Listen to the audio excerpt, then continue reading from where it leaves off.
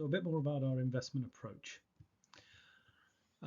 We do something slightly different. As we said, we believe in cash flows. We believe ultimately cash flows from companies generate the best returns for investors because those companies generate profits from those cash flows, and if managed well, at least track global growth, but better companies outstrip it, and that's where your returns come from. We also believe that people get excited or pessimistic at different times, and ultimately markets do mean revert to a long-term average valuation.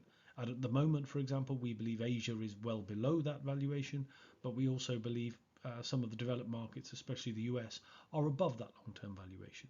That doesn't mean that assets need to fall to correct that long-term overvaluation. It means that prices may stay flat and companies grow, and over the next few years your returns are therefore hindered as an investor. I've already said risk to us is defined as a permanent loss of capital, i.e. if something goes down, can it recover or will it not recover because actually the investment wasn't truly a good investment. Taking a long-term perspective is very important. Compounding from year to year is very important, and more so now as people are looking at cash returns in the short term as being attractive. Yes, they are, but only as part of a broader asset allocation strategy in our view, because they may be high now, but they are likely to fall from that level going forward, and therefore unless you can lock in those cash returns for a very long period of time, you are likely to have missed market valuation changes and returns in risk markets and growth markets whilst you had your money in cash. Okay. Over diversification, again, we've always said we run relatively concentrated portfolios, and I'll show you later as to how concentrated they are.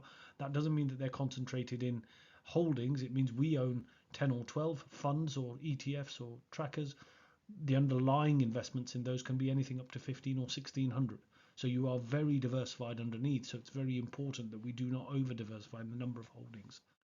Just a little more on the generation of real returns and cash compared to equities and other assets at this stage.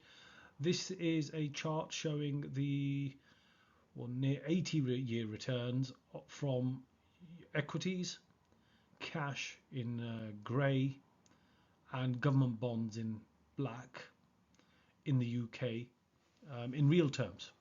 Okay, in real terms. This is taken from the Barclays Equity Gilt Study, which has been published every year since 1945. And the reason this is important is it shows you that equities are the only asset that actually gives you meaningful headroom and generate meaningful real returns. And if you are drawing from a portfolio, this is very, very important. If you're taking an income from a portfolio, you need that headroom because you are ultimately reducing the pot unless that happens. People are looking at cash at the moment with cash rates where they are, and also looking at gilts, looking at other assets, lower risk assets, and term deposits. They do generate real returns, but very small annual real returns, and that is pre-tax and pre-charges.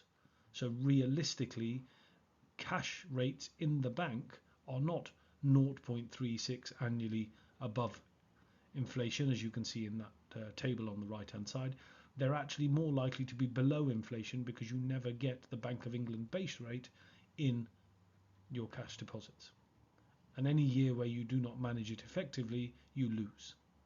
Okay, it's very important. Equities have historically generated over 5% of real returns. It just is, as you can see from the chart, over the last few years, markets have become flatter in real terms.